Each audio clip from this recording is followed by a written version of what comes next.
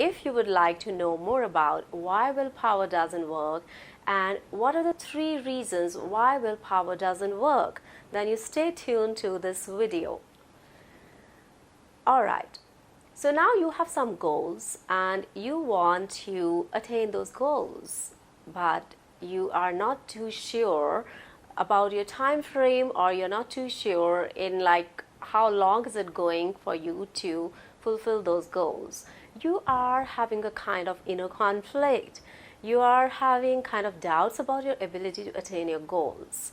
But at the same time, you are having the determination, that willpower, that no matter what happens, I am going to attain my goals. So you are walking on fire of strong willpower. But do you know that according to the psychological research, willpower is a very temporary resource. It is a finite resource because willpower, it doesn't give you longer lasting results. What I mean by the longer lasting results, let's say you want to lose weight and you set your willpower's compass intensely and you are ready to lose your weight. You have determined that you're going to eat healthy food because you know all these facts that in order to lose weight, you need to eat healthy, you need to work out, you need to drink more water, and all these factors are going to help you manage your weight. So you start on your journey of losing your weight with the help of your willpower. So you start that journey for 1 week.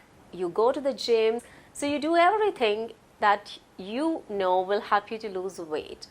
But after 1 month, or maybe for some people after 1 week, all their enthusiasm and passion dies off. No matter how much you try to call your so-called AD, your willpower, it doesn't come back to you. And you feel frustrated. You don't want to go to the gym any longer. You are tired of eating those green leafy vegetables and so-called smoothies and green soups. Now you want to go ahead and dig into McDonald's burger and give yourself that feel-good feeling. Does it happen to some of us? Or it happens mostly when we are operating from the willpower. We set out to achieve our goals with full 100% motivation, and we're feeling very passionate and enthusiastic at that time. What happens after some time? All our passion, all our energy, all our intentions, they fizzle out. They fizzle out, and we kept wondering what went wrong. Where are we wrong? And we stand on an oven of unclarity. That pressure builds up. We are not clear. We are in self-doubt. We are not sure. Inner conflict overtakes us. So you must understand that willpower is not going to give you longer lasting results because willpower is a temporary resource. The second point is that when you use your willpower is not coming, it is not taking birth from a place of clarity. You are setting yourself on the journey of your willpower or trying to attain your goals and setting intentions with the help of your willpower, but you are doing it on the surface because willpower doesn't dig deeper into the reasons around your needs and wants, around your desires and beliefs. So usually what happens when you're operating from your willpower, you're not deeply connected with your inner motivations. And when you are disconnected from your inner motivations, that is not going to work out for anybody. That is not going to work out for anybody. So it is something like different plants and trees that need different kind of care and conditions. So if you do not make yourself aware about what are the different conditions and needs of the different plants and how to nurture and take care of them, those plants are going to die off soon. So the same applies for your achievement of goals and intentions. If you know your inner motivation, then you don't have to rely on the resource of willpower or even if you have to rely on the resource of your willpower, you are utilizing your willpower from a deeper place of awareness. So in order to gain more clarity around your goals, you need to be aware of your inner motivations. And in order to become aware of your inner motivations, you have to dig deeper, you have to reflect on your goals, you have to reflect on what you want to achieve, why you want to achieve that, what is your value around those goals. If you are aware of your values around the goals, it will keep your passion sizzling with fiery spirit, and you will never get tired of working towards your goals. So it's very important to dig deeper before you take the path of willpower and combine it with your inner, the most powerful resource of your self-awareness. So that is the second point. The first point was to understand that willpower is a finite resource. Willpower doesn't work on a long-lasting terms. The second point is willpower it arises out of the place of unclarity when we just get on the journey of attaining our goals out of impulse and we lack the inner resources like having a knowledge and more awareness around our goals. So when we lack the knowledge and more awareness around our goals, then what are we doing?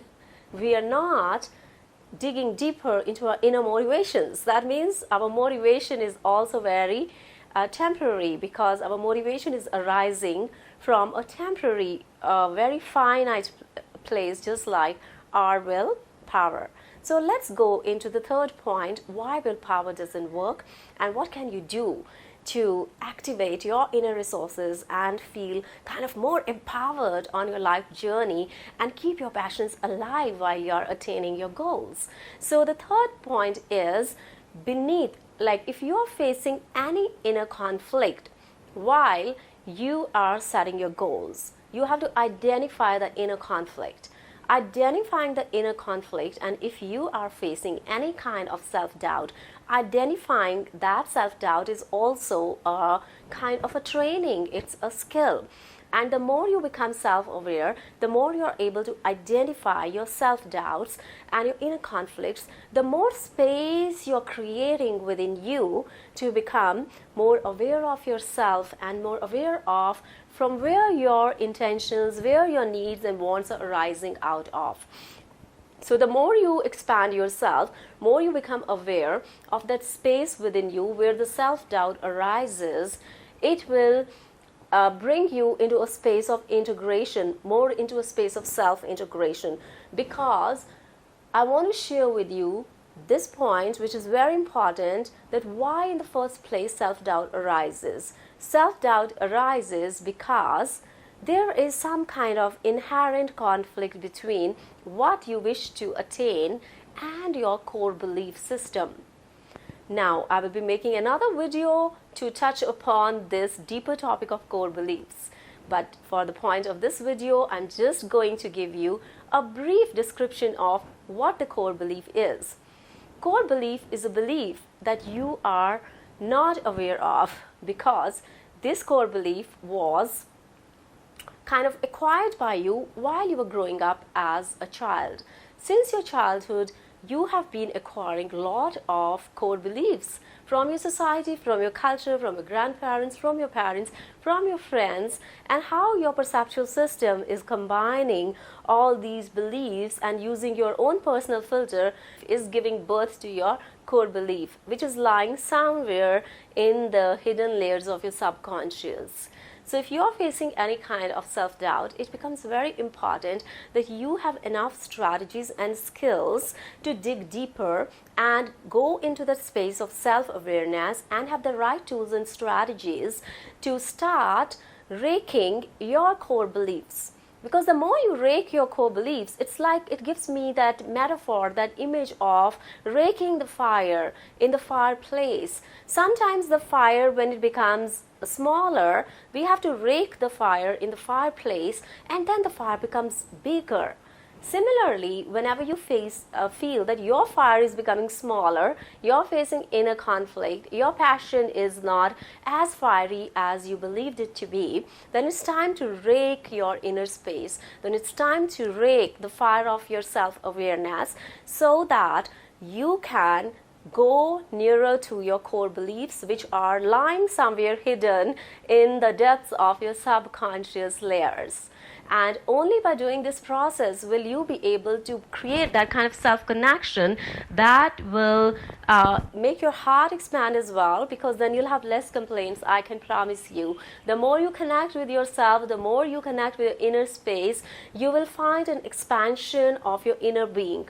And as your inner being expands and you declutter your own self and you declutter your own core beliefs, your heart space will increase, your creativity space will increase. You will have more power to create. And when you will have more power to create, that means you are establishing that co-connection with your inner creativity, the unique creativity that nature has gifted you with.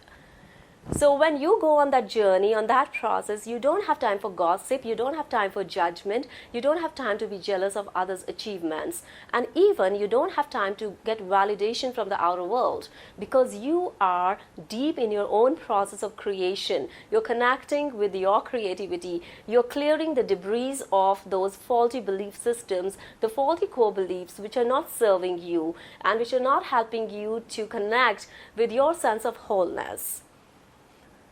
So that's about today's video, and if you like this video, don't forget to give it a thumbs up, and don't forget to share some nuggets of inspiration and some nuggets of information and knowledge that could help you to move forward in life with your family and friends.